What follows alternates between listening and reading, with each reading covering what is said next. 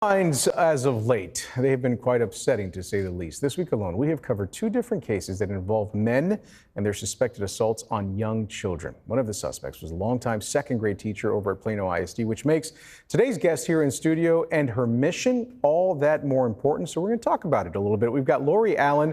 She is the president and the CEO of Dallas's Children's Advocacy Center joining us here. It's a local nonprofit that's devoted to helping young victims of abuse. So Lori, first and foremost, welcome. Thank you so much for the work that you do.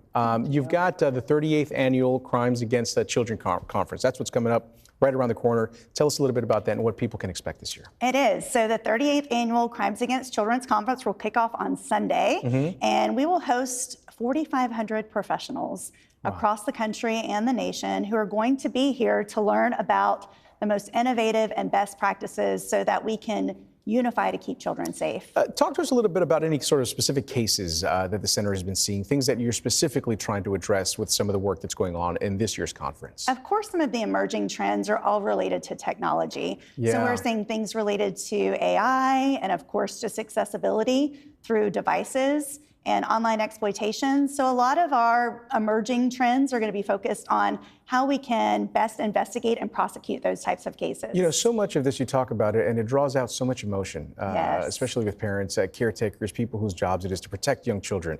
And we're talking about, you know, the spectrum of emotions here.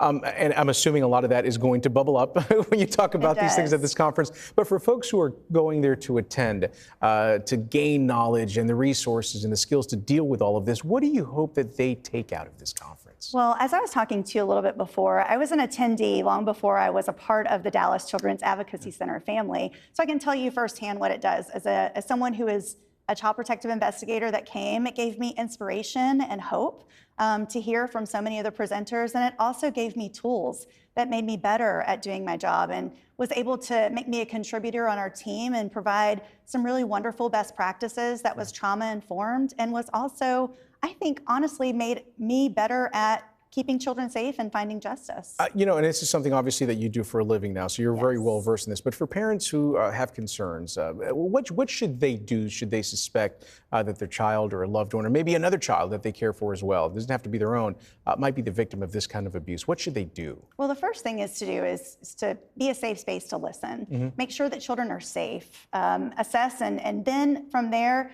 if a child does disclose, make sure you write down everything, all the details that you can, and then report it immediately. We have multiple resources through law enforcement as well as DFPS to make those reports, and we are mandated reporters, so we're actually required, and honestly, we should have the courage to speak up for children. Do you feel that these authorities, though, have the bandwidth to take this on right now? They do. Is that an issue? I mean, you know, I think in every space we need more help. The resources, the funding, there's just not enough of it, and the prevalence of this issue is so great that in the 20 plus years that I've done this work, there's never been enough resources to address the need. Right. And that's why I asked that, because I always hear that, especially in this space.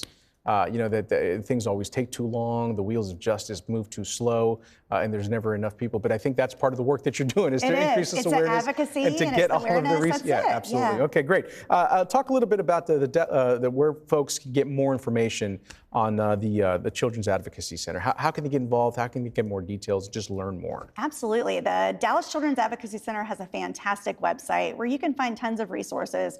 Not only if you want to get involved, donate your time, but you can also learn more about our events. You can learn more about resources, just as you were asking.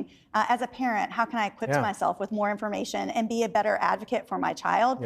Land there and you'll find tons of resources that can help you navigate what could be a tough topic, but the more we talk about it, the more we shine the light on the issue, then the less power that it has. Sure, and that's probably the first big step, right? Is just knowing where you can go and where you can get some of this information. That's it. Knowing what's at hand. All right, Lori, thank you so much for coming in. We appreciate it. Absolutely. Best of luck with your conference. Thank you so much. Thanks for chatting with us.